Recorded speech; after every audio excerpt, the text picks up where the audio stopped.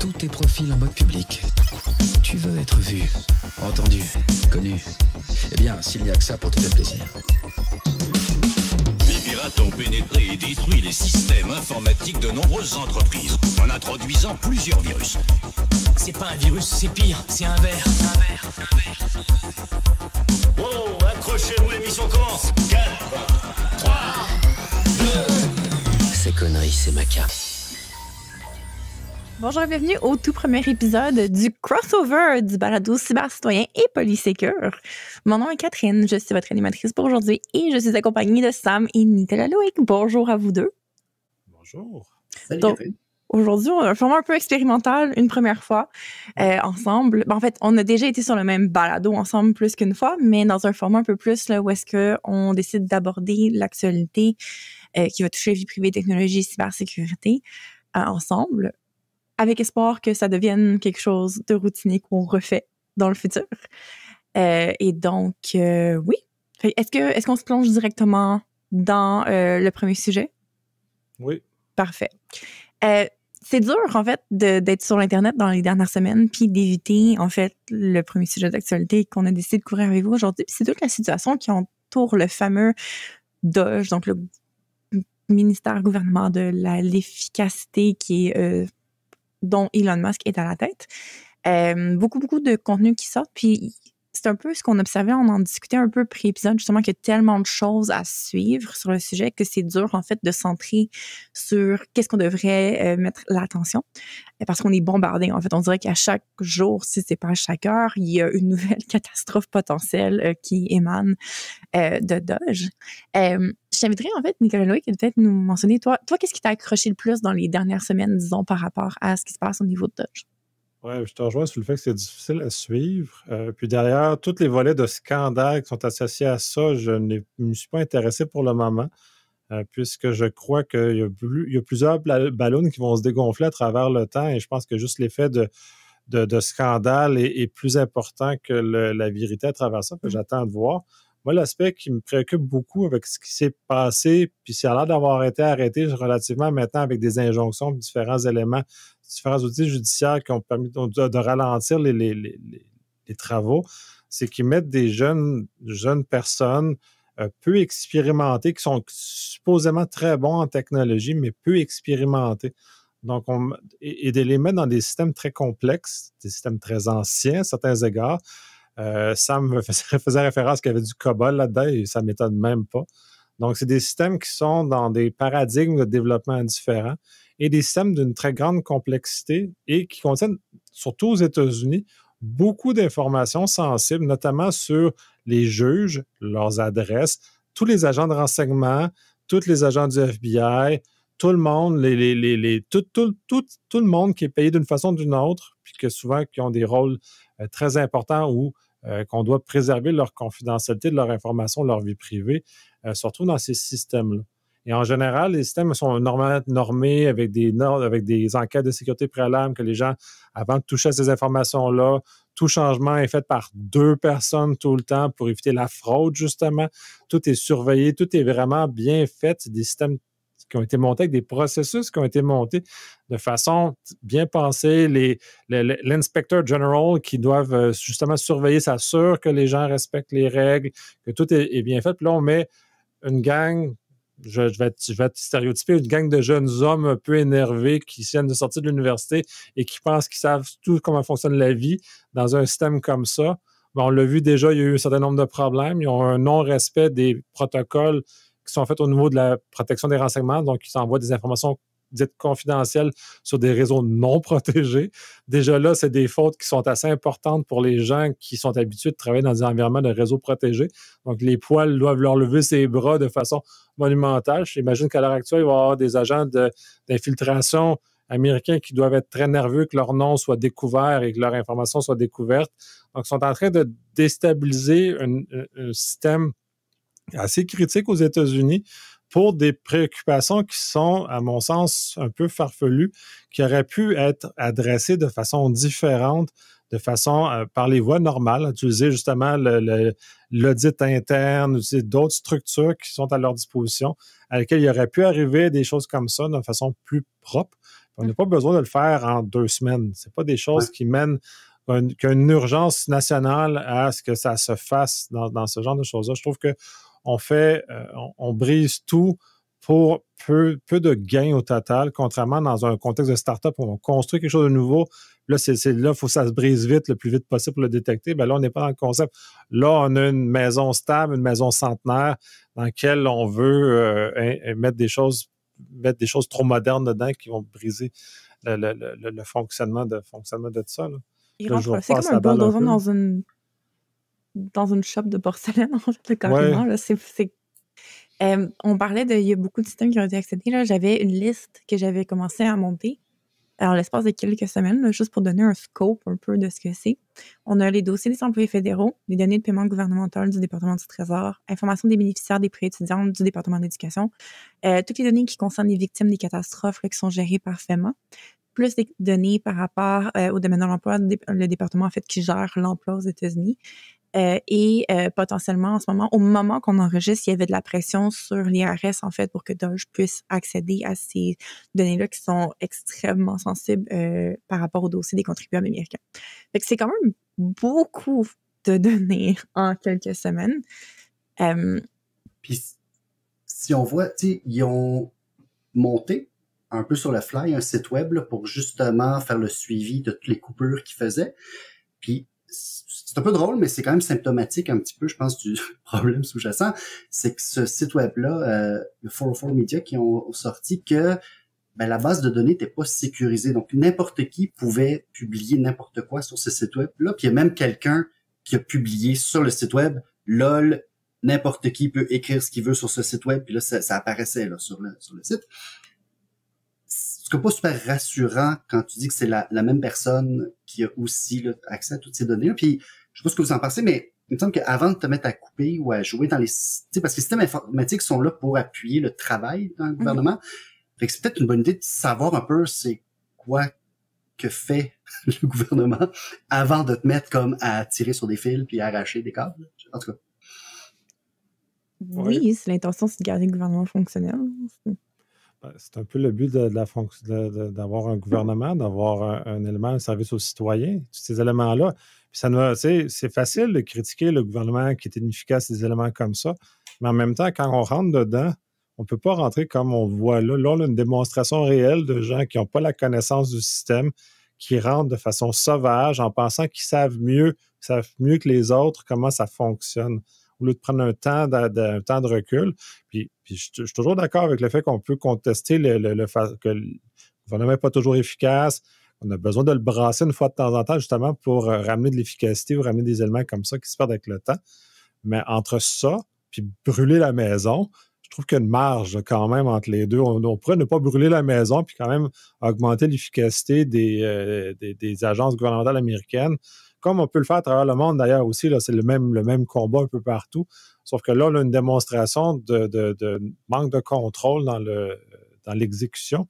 Et encore là, moi, puis en ce sens, je suis content de ne pas être américain, puis je plains les Américains que toutes leurs données, privées et largement touchées par des gens avec aucun scrupule sur la manipulation de ces informations-là, avec aucun savoir-faire, ils ne font pas attention, ils ne font rien. Fait que là, c'est toutes mes données, toutes mes données fiscales, toutes les données que le gouvernement pourrait avoir sur moi sont accessibles à des gens qui n'ont pas l'encadrement qu'on pourrait s'attendre de gens qui touchent à ce genre de données-là. Donc, il faut être prudent dans ces démarches-là. Je lisais sur un avis d'une personne en cybersécurité, puis il mentionnait, en fait, il y avait décrit ce qui se passait en ce moment comme étant potentiellement une des plus grandes menaces internes jamais connues par le gouvernement américain. Dans cette situation-là, Elon Musk étant la personne principale de cette menace interne-là. Puis, une des citations qui m'avait frappée, là, bien entendu, c'est une traduction très lousse de l'article qui est en anglais. Mais ce que la personne disait, c'était que l'aspect le plus alarmant, c'était pas seulement l'accès qui avait été accordé, mais le démantèlement systématique des mesures de sécurité qui permettraient de détecter et prévenir les abus, y compris les protocoles standards de réponse aux incidents, les audits, les mécanismes de suivi des modifications, tout ça en écartant les fonctionnaires de carrière responsables de ces mesures de sécurité et en les remplaçant par des opérateurs inexpérimentés.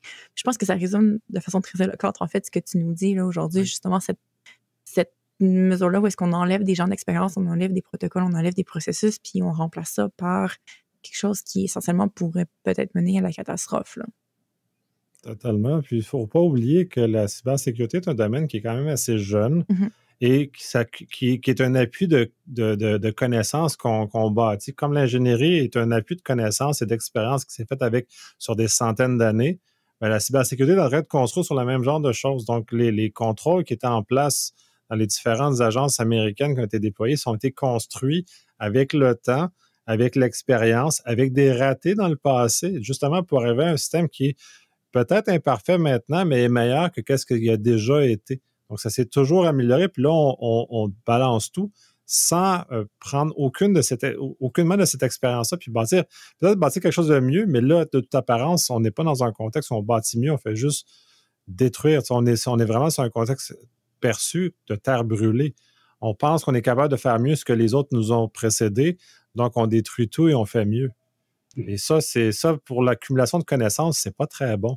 Et l'histoire nous montre que c'est pas comme ça qu'on est capable de faire avancer quoi que ce soit en recommençant constamment. Je déteste réinventer la roue. Je suis le premier à m'appuyer sur la connaissance et les recherches de gens plus brillants que moi, justement, pour aller plus loin. Parce que je peux pas aller loin si je réinvente la roue à chaque fois que je veux faire quelque chose. Si on réinvente toute la roue, on n'ira pas loin. Personne n'ira loin, là. Effectivement. Est-ce qu'il y a de l'espoir? Est-ce qu'il y a des choses qu'on peut faire, que le gouvernement peut faire en ce moment, que les citoyens peuvent faire, selon vous, pour arrêter, interrompre? Ben, je pense qu'il y a une grosse partie de la réponse qui doit être dans la rue, ou en tout cas dans la mobilisation des différents, de la société civile. Une chose quand même une action qui était quand même un peu inspirante, c'est lorsqu'il y a eu l'espèce d'appel à supprimer des sites web, plein de pages de sites web là, qui avaient été demandées de supprimer. Il y a quand même des gens qui se sont mis à archiver des données puis qui se sont comme un peu coordonnés. À un moment donné, je voyais comme des Google Forms qui circulaient là, pour justement essayer de coordonner cet archivage-là. Et que ça, c'est quand même quelque chose comme une lueur d'espoir qu'on peut voir, là, qu'on voit qu'il y a quand même des gens qui s'organisent. Puis il y a quand même eu, tu sais, il commence à avoir une certaine mobilisation aussi contre ces excès-là. En tout cas, on va voir ce que ça va donner dans les prochaines semaines. Il y a des poursuites également, oui. Oui, les poursuites le sont, mais dans un contexte où on a un gouvernement qui a un peu de respect aux institutions, clairement, parce que les gestes qui sont posés sont de cette nature-là, semble avoir un certain non-respect du système judiciaire également. Donc, on est plus dans un contexte qui est beaucoup plus sensible aux pressions du peuple, aux pressions de la bourse. Fait que c'est essentiellement ce qu'on a vu jusqu'à présent.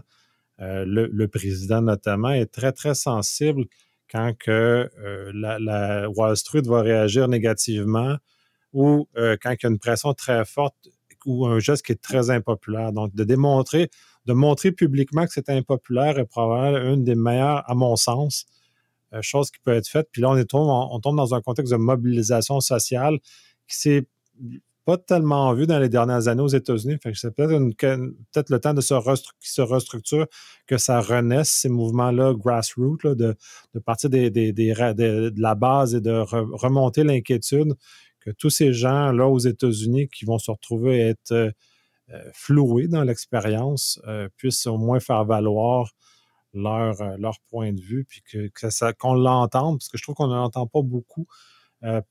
Surtout considérant l'étendue des dommages que nous, on est capable de percevoir. Là.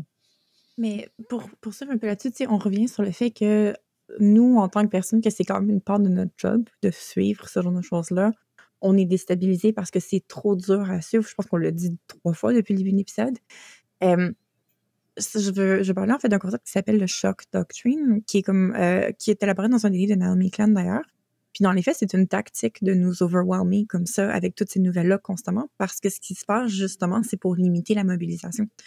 Parce que le point en fait, c'est que c'est introduit réforme par-dessus réforme, tu inondes les nouvelles, tu rajoutes des scandales, tu mens, tu rajoutes des trucs pour que les gens soient un peu en état comme des petits cerfs sur l'autoroute là, en panique. Puis pendant que les gens sont trop désorientés pour réagir proprement, mais c'est là que tu passes les choses parce qu'il n'y a personne pour t'opposer. Puis c'est un peu ça, je pense, qu'on voit en ce moment, le point de justement constamment, tu sais, à chaque jour, je me dis, mon Dieu, ils peuvent pas dire pire, ils peuvent pas faire pire que ce qu'on vient de voir. Puis je suis toujours étonnée, il y a toujours de quoi de plus choquant qui apparaît, mais ça fait partie de la stratégie pour que les gens aient pas l'espoir ou aient pas la capacité de réagir. Fait qu'il y a peut-être justement ce que tu nous disais au départ, que tu essayais d'éviter justement ce bruit-là. C'est probablement la meilleure stratégie, en fait, puis de focusser vraiment sur un élément à la fois, puis de se recentrer pour pouvoir éventuellement se mobiliser puis aller se soulever en tant que peuple, disons, surtout du côté américain, pour... Pourquoi est-ce que tu ris ça? Pour justement éventuellement se mobiliser. Fait que pourquoi tu riais, Sam?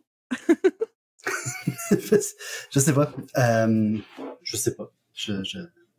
C'est difficile de se concentrer sur une chose. Puis tu sais, je pense que c'est Steve Bannon qui était... Bon, il était dans la Maison-Blanche au premier mandat. Il s'est fait tasser, il a fait de la prison, il est pardonné, il est revenu. C'est un gars qui a lu beaucoup, genre Julius Evola, là, qui est un fasciste italien. Puis lui, ce qu'il dit, c'est que le véritable ennemi, c'est les médias. Puis la façon de contrer cet ennemi-là, c'est de flood the zone with shit. C'est d'inonder la zone avec de la merde pour qu'ils puissent pas traiter tout ce qui se passe. Puis qu'à ce moment-là, t'as des niaiseries genre le Groenland va devenir le bleu-blanc-rouge-land, puis le Gulf of Mexico qui devient le Golfe du Mexique qui devient le Golfe de l'Amérique. C'est des choses un peu insignifiantes, mais en tout cas... Je trouve ça intéressant ce que tu dis, puis là, comme toi, tu es plus dans les médias que, en tout cas, du moins moi. C'est pas aux médias faire la part des choses, de filtrer justement la quantité de choses qui leur arrivent en pleine face et de ne pas relayer ce qui est non pertinent. Disons on va le 51e État, le Groenland, toutes ces nouvelles-là, le Panama sont un peu dans cette zone-là. Et de laisser que les humoristes en parler et de pas en parler dans les médias de masse comme CNN ou Fox vont le relayer parce que, bon, il y a des affinités. Mais au-delà de Fox, ce ne serait pas aux médias moins à droite de dire, on va dorénavant ignorer des choses qui n'ont pas de valeur réelle et justement qui vont servir de première étape de filtrage pour éviter de nous inonder, puis justement de laisser au peuple l'occasion de voir un peu la lumière. Mais je pense que c'est pas... Tu sais, a priori, c'est pas tout le temps facile de savoir qu'est-ce qui est de la boîte et non. Tu sais, par exemple, le 51e État, c'est sérieux, c'est pas sérieux, mais tu sais, quand la Chine dit la même chose à propos de Taïwan, on prend ça très au sérieux. Tu sais, un pays qui dit l'autre pays va... ça devrait être mon pays, là. C'est comme quelque chose qui, normalement, ne se fait pas dans la géopolitique, là. Mais c'est vrai, puis on voit quand même, j'ai l'impression, que dans les premières semaines de cette administration-là, c'est beaucoup des médias plus petits puis plus indépendants. On a vu Brian Krebs sortir des nouvelles, on a vu 404 Media sortir des nouvelles, Wired. Wired, c'était les premiers qui étaient sur Doge, à sortir des nouvelles sur... Ils ont accès à tel système, alors que le New York Times, on dirait, là, essayer de rattraper, parce que les autres, se sont un peu encore à essayer de dealer que la présidence comme une présidence habituelle, là, comme, ce qu'il dit dans sa conférence de presse, il faut qu'on la relaie, parce que c'est... Alors que oui, je pense que oui, il y aurait un travail de filtre à faire, puis peut-être de dire, regarde, parler, puis nous, on va parler de ce qui est important. Oui, parce que pas toute nouvelle est bonne à relayer. Dans un univers dans lequel on est, les choses ont changé, puis comme tu mentionnes, c'est pas une présidence normale. Dans une présidence normale, les messages qui sont communiqués par la Maison-Blanche doivent être en général relayés parce qu'ils ont une valeur certaine. La Maison-Blanche qu'on a présentement va faire du bruit que pour le bruit, puis un peu revenir à les deux façons dont vous avez mentionné exactement le même concept, c'est bombarder les gens, puis on va à la prochaine crise. Puis Trump, c'est ce qu'il fait, c'est qu'on navigue d'une crise à l'autre, et quand une crise s'apaise, il la ramène. Donc, si on arrête d'en parler, il va le ramener parce qu'il veut ramener la crise. Fait qu'il y a peut-être 15 crises, puis il cycle à travers ces 15 crises-là. À un moment donné, si les médias arrêtaient d'en parler, on aurait moins de panique, puis on pourrait se concentrer justement sur le fait c'est très dommageable ce qui est exécuté, de laisser le vrai message émerger et non de le faire perdre dans une masse immense d'informations. Bon point. All right.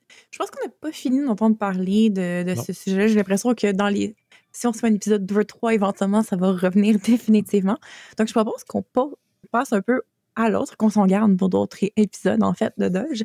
Et puis, dans les notes, tu voulais nous parler, en fait, dans l'encryption end-to-end et de quelque chose qui se passe de l'autre côté de l'océan. Oui, le gouvernement britannique aurait forcé ou est en train d'essayer de forcer Apple à ouvrir son chiffrement bout en bout qui protège les données qui sont protégées dans ces systèmes, dans les communications et dans le stockage qu'ils ont. Donc, il y aurait eu ça a fait du bruit un peu. Selon ce que j'en comprends, Apple n'avait pas le droit d'en parler. Il y aurait eu un crieur d'alerte un lanceur d'alerte qui aurait intervenu, qui aurait fait fuiter l'information comme quoi le gouvernement britannique mettait beaucoup de pression sur Apple pour qu'ils mettent une porte dérobée, une backdoor dans ces systèmes pour que le chiffrement soit non efficace ou que le gouvernement britannique puisse être capable d'aller voir les informations. Où le bas blesse, entre autres, c'est que ça n'a pas de limite régionale. Donc, c'est cette capacité-là pour le gouvernement britannique qui est partout à travers le monde. Donc, ça ouvre une porte immense sur la capacité du gouvernement britannique d'accéder aux informations de quiconque sur la planète basé sur un mandat qui est émis en Angleterre. De ça, là, encore une fois, tous les spécialistes en sécurité habituels se sont insurgés parce que c'est un énorme problème de faire ce genre de choses-là. Ça fait des années qu'aux États-Unis, les forces de l'ordre mettent beaucoup de pression pour arriver à ce genre de choses-là, sans succès, heureusement. Et donc, on avance avec ce dossier-là. Encore une fois, c'est encore un élément dommageable. Il y avait ça du côté-là en Angleterre. Du côté de l'Union européenne aussi, il y a des tentatives d'aller dans cette direction-là, de mettre des backdoors dans les systèmes de chiffrement pour avoir accès à l'information. Puis il y avait eu certains cas très médiatisés, puis ils vont utiliser des cas très spécifiques qui peuvent faire appel à l'émotion des gens pour justifier les gestes qu'ils posent. Coup de théâtre, 2 sénateurs américains des deux partis, donc c'est un cas biparti, veulent réouvrir le Cloud Act aux États-Unis pour justement ensacher dans la loi la protection du chiffrement bout en bout. Ce qui était un peu intéressant parce qu'aux États-Unis, pendant longtemps, ils ont eu beaucoup de pression pour ne pas, puis ouvrir les valves de ce côté-là. Mais j'ai l'impression que le fait de voir qu'un gouvernement étranger essaie d'avoir autant de capacité que le gouvernement américain de fouiller dans les affaires de tout le monde, les a un peu effrayés, heureusement, dans le fond, parce que là, ils se sont rendus compte que quand on ouvre cette boîte-là, tout le monde peut aller voir dans la boîte, incluant les autres pays. Là, l'Angleterre, c'est un Five Eyes, c'est pas si pire, mais si on parle dans des pays plus hostiles, on parle de la Chine, on va parler de l'Iran, on va parler de la Russie actuellement, qui sont des pays qui sont beaucoup plus hostiles à l'Occident, donc vont avoir une capacité potentielle de rentrer. Et ça, aux États-Unis, dans un temps où les portes dérobées dans les systèmes de télécommunications ont été infiltrées par les Chinois, donc ces portes-là ont été mises il y a très, très longtemps. Il y avait une loi qui encadre justement le fait que les forces de l'ordre américaines ont une capacité d'écouter les communications qui passent en sol américain. Et là, c'est infiltré. Donc, d'avoir ouvert cette porte-là, là, les gens se rendent compte, du moins les législateurs américains, du moins, se rendent compte du danger associé à ce genre de choses-là. Donc, ils sont en train de backtracker, de retourner en arrière sur leurs convictions anciennes et donc de venir vraiment fermer, une fois pour toutes, j'espère, ce débat-là qu'on ne veut pas avoir, puisque la sécurité de nos communications est probablement fondamentale à toute la confiance qu'on a à travers Internet. Sans celle-ci, on ne peut pas vivre, on peut avoir de transactions, on ne peut rien faire. On se retrouve dans un état policier dans ce contexte-là, vraiment. Et à ce moment-là, on est dans un autre univers. Et de l'autre côté, puis en même temps, je comprends, puis c'est pas la première fois que je le mentionne, que les forces de l'ordre, la police, les services de renseignement veulent avoir cet accès facile-là. Mais pour moi, puis c'est là où je suis un peu dans l'incompréhension, avant, on n'avait pas ces moyens-là. Les forces de l'ordre étaient très efficaces. Pourquoi maintenant, sans ça, ils ne sont pas efficaces? Fait que je comprends un peu moins bien leur prétention de perte d'efficacité. C'est sûr qu'ils n'ont pas accès aux derniers outils, ils n'ont pas les accélérateurs, ça je comprends. mais ils étaient très, très capables de faire du très bon travail avant avec de l'infiltration. Et puis, ils en font encore là, avec des faux téléphones, avec des choses. Ils ont des belles capacités techniques. Puis pour moi, c'est un raccourci qui est dangereux d'ouvrir cette porte-là. Et je suis étonné, mais agréablement surpris que les Américains vont devenir probablement les porteurs de ce changement-là qui va avoir nécessairement une influence sur le restant du monde, mais avec un changement, avec un contexte géopolitique au moment où on enregistre incertain. Les factions sont différentes. On peut pas peut-être moins présumer comme avant que les autres pays vont réagir de façon attendue, puisque là, l'ordre est clairement renversé. Il y a quelqu'un qui a donné un coup de pied dans le jeu de cartes, puis là, on ne comprend plus ce qui se passe, puis on essaie de trouver quelle carte va où. Mais c'est intéressant que tu mentionnes justement la surprise que les États-Unis deviennent tout d'un coup les porte-paroles à la défense de l'encryption end-to-end, parce qu'il n'y a pas très longtemps, je me souviens dans le balado de Diversion, on parlait du Restrict Act, entre autres, puis de tous les potentiels loopholes, parce que c'est un projet de loi qui est hyper vague, puis qui ouvrirait plein de portes potentielles à laisser le gouvernement fouiner un peu dans les communications d'applications qui jugent être un problème de sécurité nationale, donc c'est très, très vague.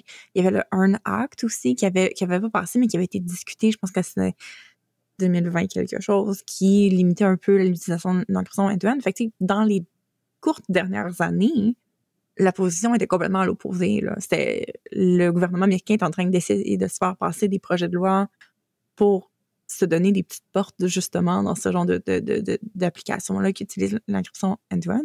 Puis tout d'un coup, ils sont comme « Oh non, attends, c'est peut-être une mauvaise idée. » En même temps, c'est un gouvernement étranger qui cible une compagnie américaine. So rules for the, je pense que les Américains seraient beaucoup plus favorables à un accès que eux contrôleraient de ces compagnies-là, mais laisser ça à quelqu'un d'autre. Dans un contexte où tes alliés sont peut-être moins tes alliés qu'ils l'étaient 2 semaines avant. Là. Ça va être pas quand tu menaces tout le monde de les envahir. Mais tu sais, en même temps, je suis content de voir ça parce que même si, on va dire, là, dans le meilleur des mondes, que la police en avait vraiment besoin et tout ça, puis que, tu sais, il l'utiliserait seulement à bon escient, puis jamais comme, tu sais, il exagérait tout ça. C'est quand même difficile d'avoir une porte arrière qui est juste pour toi. Tu sais, une fois que t'as mis la porte, elle est là. Et c'est sûr que d'autres personnes vont essayer de la trouver, puis éventuellement quelqu'un va réussir à y accéder, puis c'est ça, on détruit le principe même du chiffrement de bout en bout. Oui, puis l'histoire nous montre que même si on a de bonnes intentions, ça prend pas très longtemps avant que celles-ci se viennent vicier par d'autres choses, par d'autres objectifs, et ils vont se transformer à travers le temps. On le voit dans différents contextes. Juste d'un point de vue historique, c'est très dangereux. C'est difficile à justifier sur la place publique, ce genre de choses-là. Mm-hmm. Comme quoi les gouvernements vont invariablement utiliser ça pour des mauvaises pas des mauvaises intentions, mais pas les intentions d'origine qui étaient là. Et de toute façon, puis comme tu le mentionnes, une porte dérobée va être utilisée. Les Chinois l'ont fait avec les systèmes de télécommunications américains. Il n'y a pas très longtemps, ça a été découvert à quel point les Chinois avaient contrôlé mur à mur ces systèmes-là. Donc, puis c'est peut-être également pour ça que les Américains sont peut-être plus sensibles présentement, parce qu'on a vu que les Chinois étaient rentrés sauvagement chez eux. Et c'est par un de ces mécanismes-là qui permet justement d'épier les conversations téléphoniques, dans ce cas-ci, au niveau américain. Là. Oui, puis tu parlais, ça va tant que, justement, c'est pas abusé du gouvernement, mais justement, le Privacy Act, qui est l'acte en ce moment qui est utilisé par l'Electric Frontier Foundation, entre autres, pour poursuivre Musk sur le projet Doge. C'est le petit début de l'épisode. Ce projet, cet acte-là avait été créé suite à l'abus du président Richard Nixon qui avait utilisé les ressources gouvernementales pour espionner des ennemis politiques, les intimider, etc.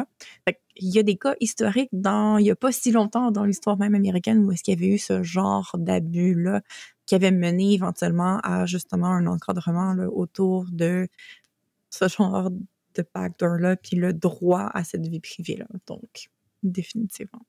Oui, puis du fait que là, on voit, du moins comme Canadien, qu'on a un président américain qui est instable, qui piétine l'amitié qu'on a toujours eue avec les Américains. Donc, on ne peut plus même pas se fier à un allié qui était pourtant qu'on croyait fiable, stable et prévisible, s'avère imprévisible. Donc, les données des Canadiens qui sont aux États-Unis à l'heure actuelle ne sont pas tant bien protégées puisqu'on fasse face à un gouvernement qui ne respecte plus les règles et qui ne respecte plus son amitié de très longue date avec le Canada. Donc, on se retrouve dans un contexte où tout change, les choses changent trop vite et en ce moment, on se retrouve dans un contexte qui est très difficile. Donc, de se retrouver comme ça avec quelqu'un quiconque avoir la capacité de fouiller toutes les communications de tout le monde, c'est très, très inconfortable parce qu'on ne sait jamais à quel moment un gouvernement peut changer de bout en bout et sa nouvelle stratégie ou ses nouvelles approches sont contraires à les droits et libertés dans lesquels on est habitué de vivre, dans lesquels on chérit. Right. Très joli sujet. Celui-là, c'est un peu un sujet double. En fait, c'est un sujet qui nous emmène vers un autre sujet. Un truc que j'ai vu passer, puis là, tu sais, on parle beaucoup de fraude, en fait, de façon générale. Je trouve que la cybersécurité puis la fraude en ligne, c'est des sujets qui sont très proches l'un de l'autre. Puis, c'est un article qui était paru justement sur Wired qui a fait un spécial sur Valentin, en fait, qui est, ma foi, passionnant. Si jamais vous vous ennuyez d'acheter des magazines physiques, d'ailleurs, ça vaut 100% la peine, celui-là. Puis, il abordait justement le fait que la crise de solitude que le monde global ressent, en fait, est un enjeu de sécurité. Puis, ils font pas juste dire ça pour faire un statement choquant. Ils arrivent avec des receipts, là, des preuves, puis de pourquoi est-ce que cette justification existe. Puis, en fait, ce qui se passe, c'est qu'ils explorent justement le lien entre cette solitude puis ce sentiment-là que les gens ont d'isolation, puis comment ça les rend plus à risque d'être victimes ensuite de fraude, entre autres des fraudes amoureuses. La solitude, c'est 100% là, un facteur de risque, là, d'être isolé socialement, ça nous met plus à risque. Il y a d'autres facteurs. L'insécurité financière, qui est définitivement quelque chose de global aussi, je pense, en ce moment. Je pense que financièrement, il y a beaucoup de gens en ce moment qui sont un peu plus inquiets que d'habitude. Il y a l'isolement, il y a l'incertitude au niveau sociétal. Tout ça, c'est des choses qui vont augmenter, en fait, nos facteurs de risque. Puis, dans le fond, ce qu'on se rend compte, c'est qu'il y a beaucoup de gens en ce moment qui sont en risque. Je regardais les données, puis c'était les groupes, en fait, qui étaient le plus à risque de se sentir seuls.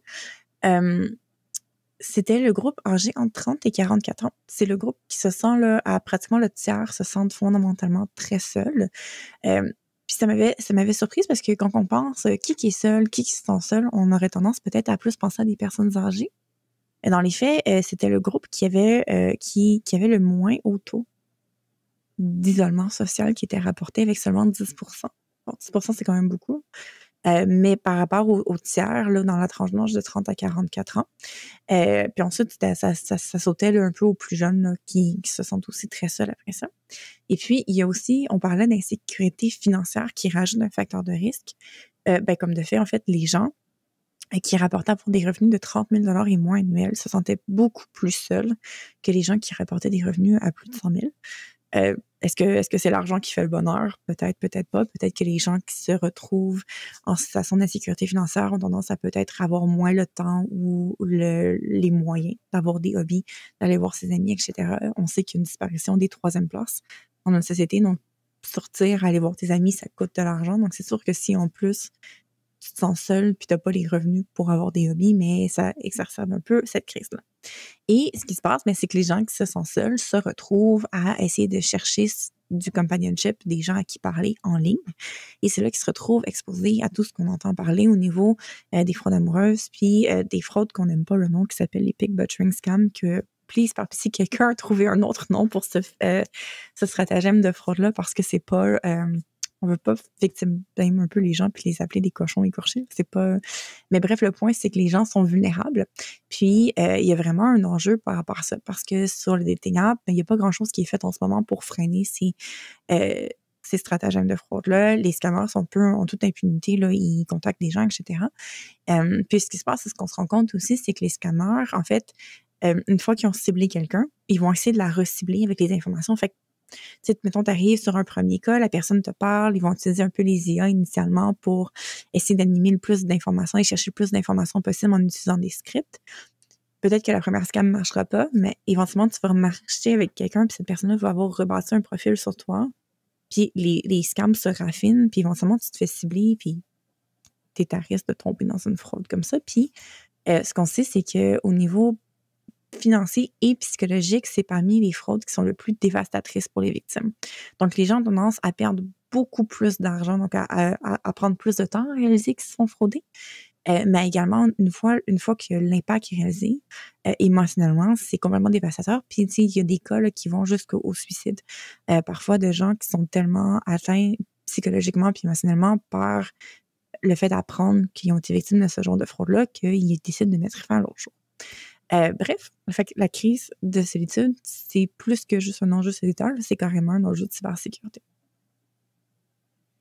C'est un enjeu très important puis ça, j'en ai vu des cas autour de moi, des gens qui, justement, probablement devaient vivre un cas de solitude. Ça ressemble beaucoup à ce pattern-là. Et il y a des gens qui ont essayé de leur faire entendre raison, leur expliquer qu'il est en train de se faire rouler.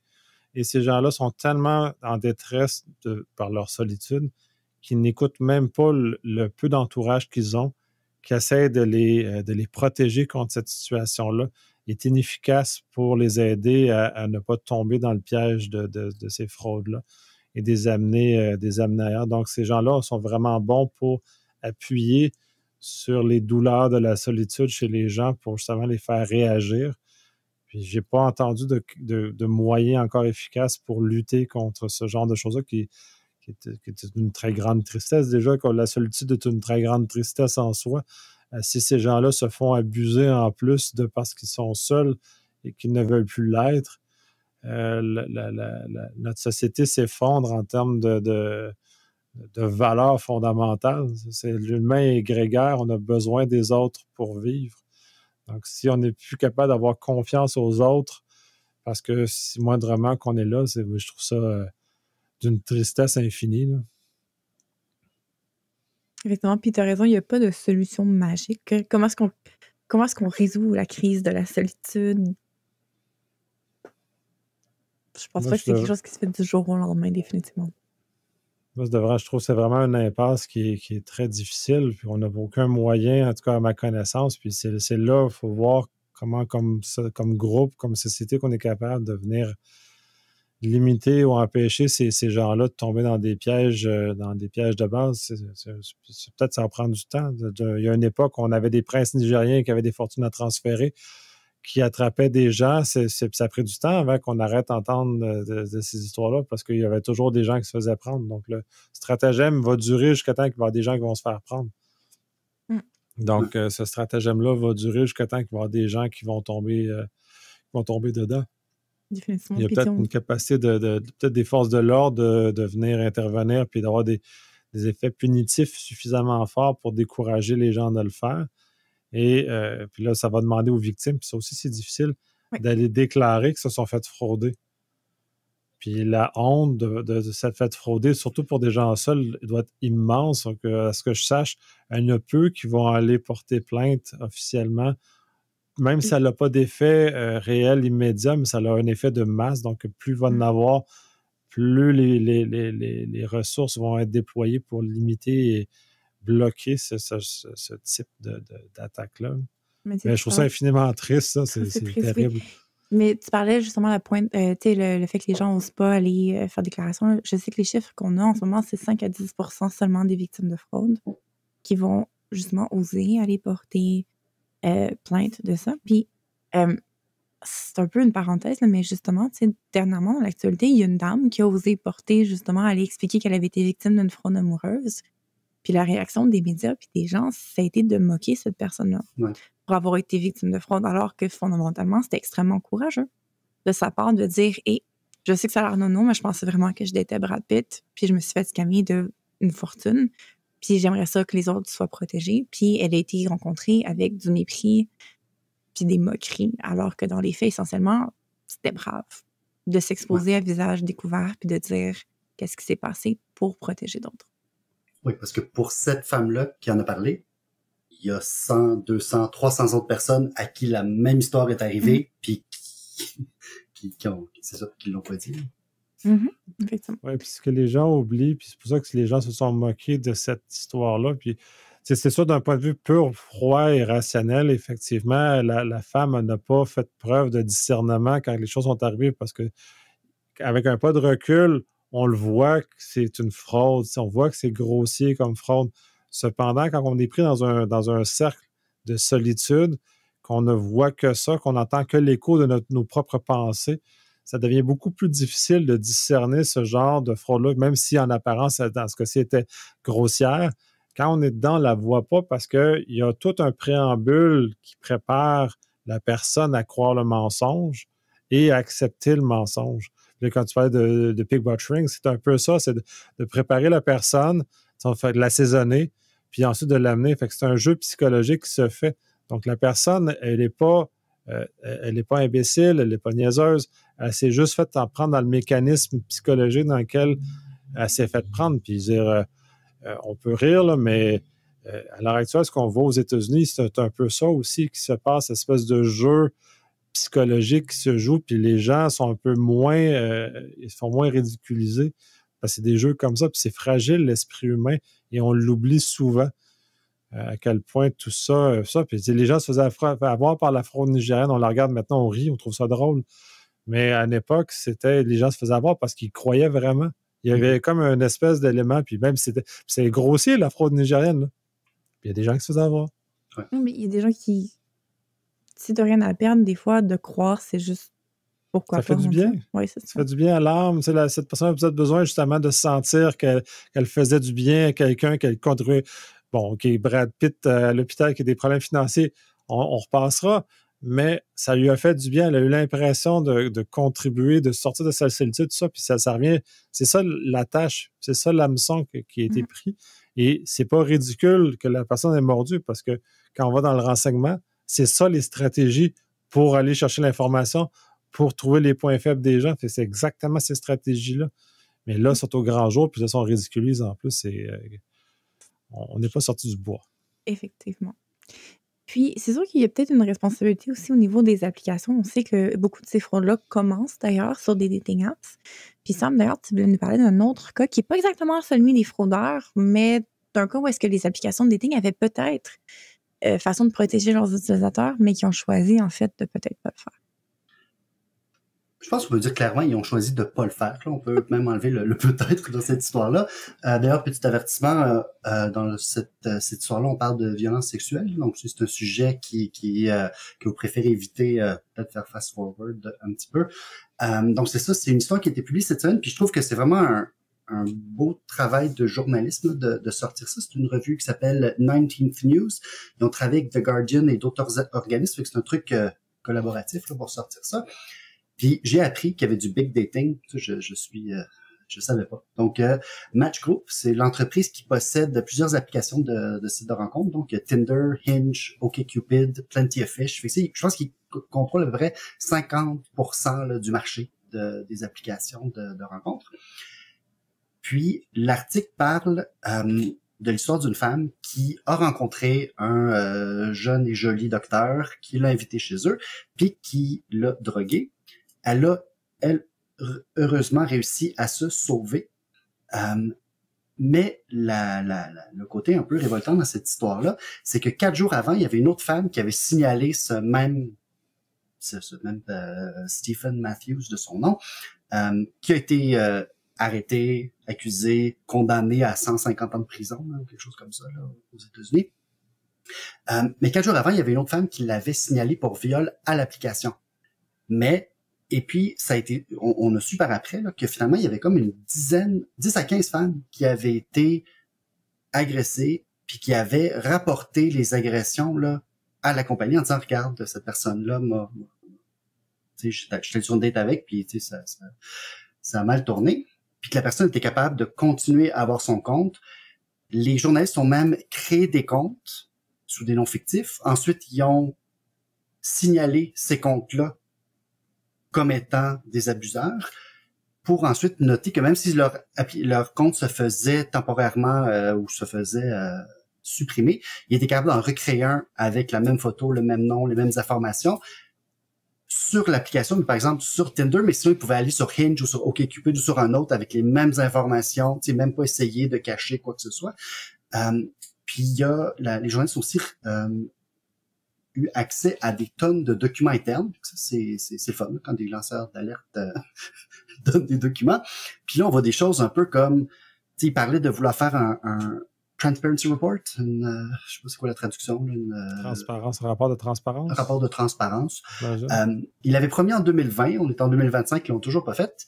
Puis il y a certains documents internes, on voit des présentations que les gens se posent des questions, genre, est-ce qu'on met juste ce qui est requis par la loi? Est-ce qu'on est obligé de tout mettre ce qui est requis par la loi? Est-ce qu'on devrait en mettre un petit peu plus? En tout cas, en train d'essayer de voir un peu comment, parce que ces informations-là sont collectées. Ils ont un système qui s'appelle Sentinel qui collecte ces données-là. C'est juste que d'agir dessus, ben, ça nuisait un peu à la rentabilité de l'entreprise. Fait que, disons qu'ils se sont traînés les pieds là, sur la mise en place. Fait une histoire assez révoltante, je dirais. Mais je pense que c'est important qu'on en parle parce que, tu sais, on serait en mesure de s'attendre à être en sécurité quand on utilise ces applications-là. Qu'il y ait un... Tu sais, je peux comprendre que l'application peut pas être responsable à 100% de tout le monde, mais si je te dis que... Oui, en fait, c'est que la fonction de report est ça. Je veux dire, celle-là, c'est que tu assumes comme utilisateur qu'elle sert à quelque chose. Ouais. Que si tu peux report quelqu'un comme étant un agresseur, éventuellement, que comme... Ouais, mais surtout si c'est juste... si c'est fréquent. Ouais, c'est juste stocké dans une base de données en COBOL puis personne ne la regarde, ça sert à rien. Mais c'est un peu troublant de voir ces systèmes-là. Puis là, tu parlais du big dating ou du big pharma, peu importe, ces compagnies-là, dans un monde où l'information est probablement l'élément le plus important qui collecte. On revient toujours à la collecte des données. Tous ces grands groupes-là collectent des données sur tout le monde. Donc, ils ont la capacité de voir et même de détecter avec l'AI. Maintenant, ils seraient probablement capables d'anticiper qu'un profil aurait potentiellement l'élément d'un agresseur. La quantité de données qu'ils ont accès, ils seraient déjà capables de même prédire ce qu'on s'en vient. Donc, de mettre des mises en garde préalables pour s'assurer qu'on a la protection des gens. On a eu le même scandale en pornographie où les contrôles qui étaient mis en place pour limiter les vidéos illégaux n'étaient pas vraiment très en place parce que ça nuit à la rentabilité de la business. Donc, on est dans des situations où ces grands groupes-là se fuient ensuite leurs responsabilités assez facilement, mais ils ont accès à énormément d'informations, là. C'est dans le monde du dating, ça va être épouvantable l'information qu'ils doivent avoir sur les gens, les préférences. Ils doivent pouvoir être capables de profiler quiconque. On n'a même plus besoin de répondre à 15 questions pour savoir qui on est et qui on veut dater. Je suis sûr qu'ils doivent déjà avoir des engins qu'ils le font déjà pour eux, puis ils doivent probablement mettre devant nos yeux des profils qui ont le plus de chances d'arriver aussi. Ils sont déjà rendus travaillé sur ce genre de dataset-là dans mon autre vie quand j'étais en marketing, je te confirme que oui. Il y a le concept d'un Elo score, en fait, comme sur les gaming apps. Ouais. Quand tu games en ligne, tu as un Elo score, right? Fait que t'es raté par rapport à d'autres gens. Si tu gagnes contre quelqu'un qui est poche, ça monte pas dans ton score. Si tu perds contre quelqu'un qui est poche, ça le baisse dramatiquement. Il y a comme cette version-là de ça sur les dating apps, mais hyper plus complexe. Puis oui, effectivement, là, les premières choses que tu vois sur l'application, c'est pour établir ton profil, les premiers profils sur lesquels tu swipes. Puis après, t'es classifié, ils ont toutes ces données-là. C'est incroyable, les datasets qui sont en fait sur les gens, je te confirme. Oui. Là, j'ai encore plus de difficultés à comprendre qu'une compagnie a volontairement fermé les yeux avec la quantité de données qu'ils ont. En plus, il y a des gens qui signalent, qu'on pourrait se prétendre que des fois, il y a des signalements qui ne sont pas justifiés. Ça arrive. Des fois, il y a des gens qui veulent juste se venger ou des choses comme ça. Mais en général, ce n'est pas la majorité. Ça, c'est vraiment une très petite minorité. Puis même si on est capable de le détecter assez rapidement, des gens qui font juste se plaindre pour se plaindre versus des plaintes qui sont fondées donc, contre un individu qui pourrait être considéré comme un prédateur dans le cas que tu rapportes. Moi, je trouve ça déplorable, là. Mais c'est pas la première fois qu'on a des plateformes comme ça où est-ce qu'ils sont capables de détecter des patterns de comportement puis qui décident de rien faire ou pire, d'alimenter le problème. Là. Je pense entre autres à l'époque à Amazon qui avait été critiqué pour vendre des kits de suicide aux gens après avoir targeté qui étaient vulnérables psychologiquement. Il y a, tu sais, combien on va supposer un dernier achat de mon utilisateur à place de proposer de l'aide ou d'alerter des gens. L'algorithme d'Amazon était capable de détecter cette personne-là, elle est vulnérable, puis à la place d'aider, ils vendent un truc. Je vais faire un lien avec on parlait de Doge. Là, on a des jeunes qui rentrent dans le domaine, qui n'ont pas d'expérience de vie, qui ne sont pas capables d'avoir un sens critique encore parce qu'ils n'ont pas l'expérience suffisante. On leur met dans les mains de développer des systèmes et on arrive avec des éléments comme ça, puis avec un goût du profit infini puis de rouler en Ferrari. C'est une situation qui est explosive fondamentalement. C'est-à-dire, moi, si je concevais un système comme ça, j'aurais toutes les préoccupations, sachant que j'ai des enfants, sachant tout ça. Fait, le système serait réfléchi parce que j'ai déjà un contexte humain. Le père de mon père, il y a très, très longtemps, il y avait une fonderie. Il n'embauchait que des hommes qui avaient des enfants. Parce que ces hommes-là étaient plus fiables que ceux qui n'en avaient pas. Fait que c'est un élément, c'est discriminant, mais comme employeur, il s'assurait que les hommes ne rentraient pas chaud le matin, qu'ils rentraient tout le temps au travail et que ça les assurait une productivité adéquate. Il y a des éléments comme ça, il y a des places où on doit placer des gens avec une expérience de vie qui est préalable, puis qui les amène à des réflexions qui sont franchement très différentes. Puis je regarde mon moi avant d'avoir des enfants et mon moi maintenant, j'ai pas les mêmes réflexions, j'ai pas les mêmes réflexes, j'ai pas les mêmes vues sur le monde. Il y a l'âge qui a changé, mais au-delà de l'âge, mon expérience de vie est différente, m'amène ailleurs comme humain. Puis après ça, je suis capable de le partager, puis j'ai mes réflexions différentes. Donc, si je designais un système, déjà là, mon design serait différent. Que ce soit juste des personnes de 21 ans qui sortent de l'université, qui veulent beaucoup d'argent, puis qui veulent plaire, on n'est pas tout à fait dans le même range de réflexion. Mais je pense que c'est surtout un argument en faveur, puis je sais que c'est un mot tabou en ce moment, on n'a pas le droit de dire ça, là, puis je vais me faire canceller au premier épisode de notre crossover. C'est le mot diversité. Donc justement, c'est que ça prend de la diversité dans ces équipes-là qui bâtissent ces affaires-là, parce que justement, t'as la gang de dudes qui voient pas le danger XY, puis ça aide d'avoir une femme qui va dire excuse, c'est vraiment pas brillant, là, comme t'as pas pensé à X, Y, Z. Oui, c'est ça. Et d'avoir, justement, tu sais, jeunes, des gens avec de l'expérience, des gens, tu sais, qui, justement, sont capables d'aborder le problème de façon différente, c'est là que tu vas avoir une meilleure capacité à anticiper les problèmes puis à trouver des solutions, là, qui ont d'allure. Bref. T'as l'air de douter, là. T'as comme... Ben, en fait, une des choses qui me tracasse, c'est le principe de comment... short-sighted? Toutes ces claims à courte vue, c'est parce que de dire « on peut pas bannir les utilisateurs problématiques parce que la rentabilité », alors que dans les faits, s'il n'y a plus aucune femme qui va aller sur ce dating app-là parce qu'ils sont pas en sécurité, ta rentabilité à long terme, elle sera pas là. Il y a déjà des groupes qui existent justement de femmes qui sont sur des groupes Facebook à se partager des photos de comme ce dos-là qui est problématique pour essayer de contrer justement ce manque de protection-là. Mais tu sais, ces groupes-là, ça vire rapidement en mode, ben voyons, je vais juste abandonner, point. Ouais, mais... Parce que c'est trop dangereux. Ça revient là, un groupe de jeunes dudes, c'est sûr que c'est courte vue tout le temps.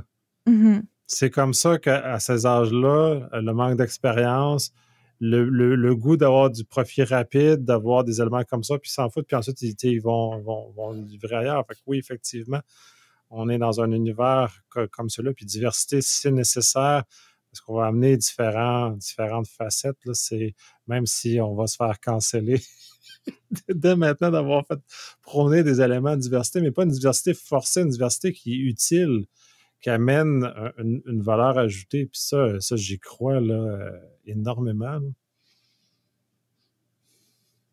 Ça évite des dérapages comme celui-là, une gang de dudes trop contents, les tech bros, là, pour prendre ça là, ou What Guy with a Podcast, ou tous ces univers-là de gens un peu centrés sur leur propre leur propre vie. Mais oui, dans le cas des plateformes, effectivement, sachant qu'ils ont les données, sachant qu'ils savent toutes les choses qu'ils savent, il y aurait clairement façon d'intervenir, c'est un manque de volonté. Là. Pareil pour les scammers. J'assume que ça garde les gens pendant qu'ils parlent à quelqu'un, certainement, puis qui ont des matchs avec des magnifiques jeunes femmes qui n'auraient jamais espéré pouvoir dater, qui leur parlent puis qui leur chantent la pomme, ben ça les garde sur les dating apps. Fait que pour, mettons, n'importe quel dating app, c'est plus profitable de garder le scammer sur l'app que de la bannir. Tout à fait. Ah. Puis ça, c'est sans dire qu'il y a des profils, que c'est des robots en arrière qui ne font que maintenir des conversations pour justement maintenir les gens sur les apps. Ça. Mais ça, on l'avait vu avec Ashley Madison, non? C'était pas un des trucs qui était ressorti de cette brèche. C'en était un qu'il y avait pratiquement pas de femmes sur Ashley Madison. C'était juste des hommes et des faux profils. Et là, de voir que tous ces gens avec des adresses du gouvernement s'inscrivent sur le site avec des adresses, pas des adresses perso, mais des adresses de la job, c'est comme, s'il vous plaît, au moins, si vous voulez faire des affaires comme ça, faites-le, qu'on ne sache pas. Là. Voilà. Mais en fait, ouais. On revient à la crise de solitude, en fait, avec tout ça, j'imagine, du fait qu'au final... L'humain est grégaire. L'humain a besoin des autres. Ça demeure ça. Est-ce que, avant de finir l'émission, il y avait d'autres sujets que vous aimeriez couvrir? Non, on a bien dérapé sur bien des sujets. Je pense qu'on a bien réussi. La mission, je pense que c'est un succès.